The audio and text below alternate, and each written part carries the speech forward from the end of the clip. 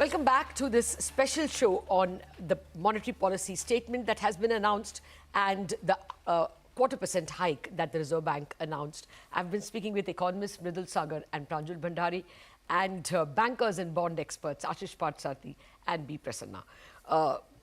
Ashish, Prasanna, I'm coming to you all in just a minute on this what seems a coordinated game. The tax on insurance guys, at the same time, a lending borrowing mechanism opened for them on the CCIL. I'm coming to that in just a minute. One word on the macro setup from Mridul. Mridul, what did you make of the real rate, the one that Pranjul referred to? Do you think the Reserve Bank will want to go over 2%?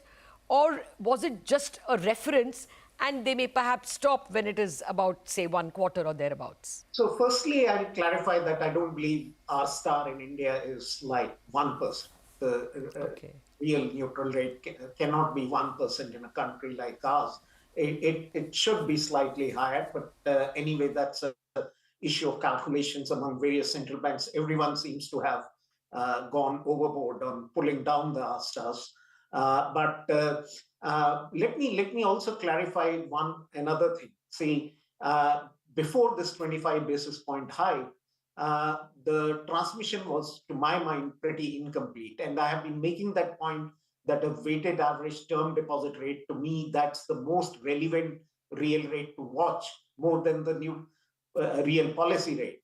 And that was negative, which is now turning out to be positive after this 25 basis hike in December. But even if I assume that all 25 basis points are passed on nominal rates, and we take RBI's inflation rate as given, we would actually end up with something like 0.65 real positive policy, the deposit rates, three quarters down the line, which is not large. I mean, typically these have been around 3% real rates, the deposit rates in a long-term average. So I don't know what we are complaining about here. Think about the weighted average lending rates. They would still be well below the long-term averages.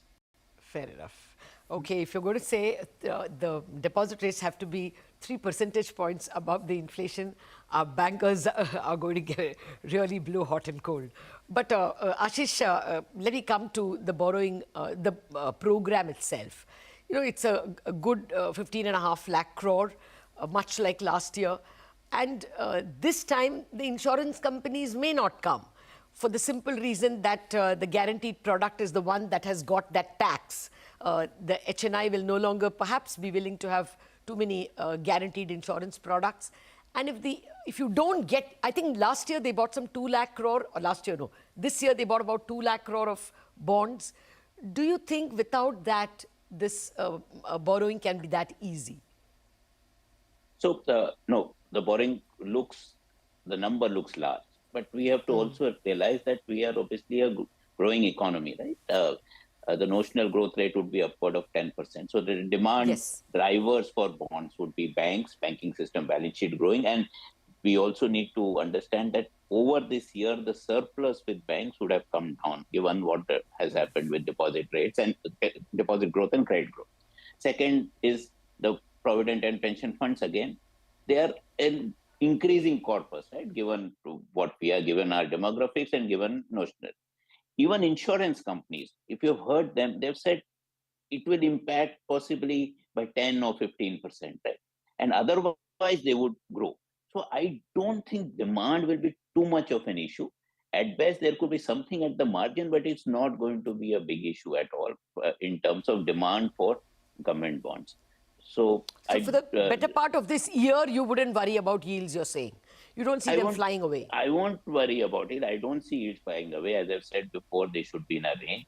There could be some, because of technical issues or because of some periods where possibly there is no demand in that 1 or 2 months. And, so those could be issues which, which we have always seen, but which has got managed either by OMOs or by auctions being cancelled, size reduced or something like that. So I don't think it's a big issue demand.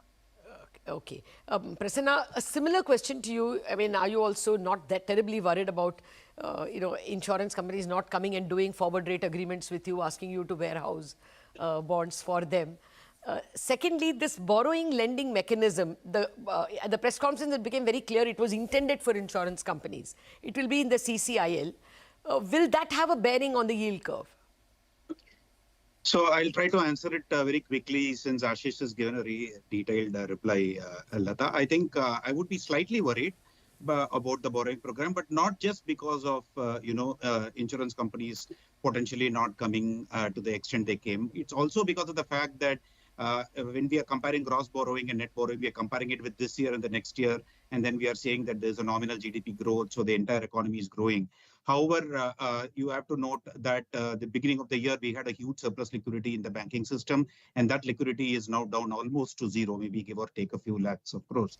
So from that perspective, I think the banking system is going to operate in a liquidity neutral, marginal liquidity surplus kind of an environment. So to that extent, the marginal propensity to buy government bonds is going to be that much lesser. Second, more important thing is also that I would have probably assumed that if the peak to the rate hike cycle is very, very close, then maybe to some extent borrowing can go through much more easily.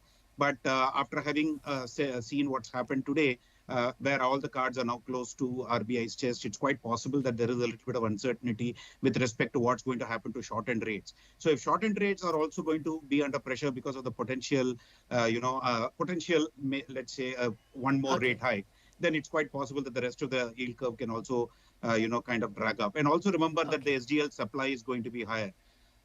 All this can be compensated by, a global bond index inclusion, which unfortunately doesn't look like a real possibility at this point of time, maybe.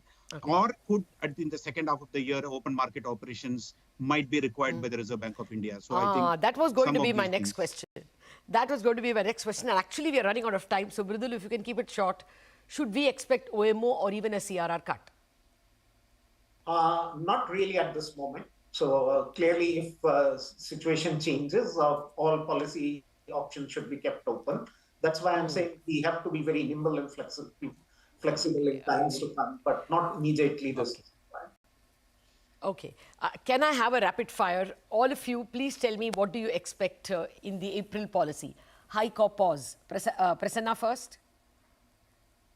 Pause, Lata, but I can't rule out at 25. No, one word. Pause. Ashish? Pause. Pause. Pranjul? Pause and no change in stance. Okay, thanks. Mridul?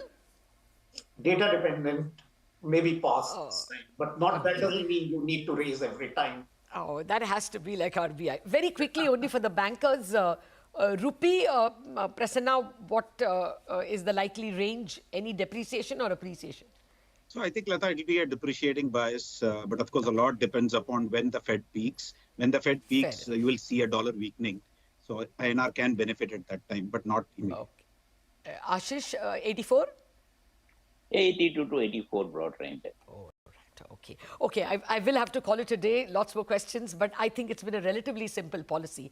Unexpected lines on hike and slightly unexpected perhaps on stance, completely so close to the chest on what they will do next.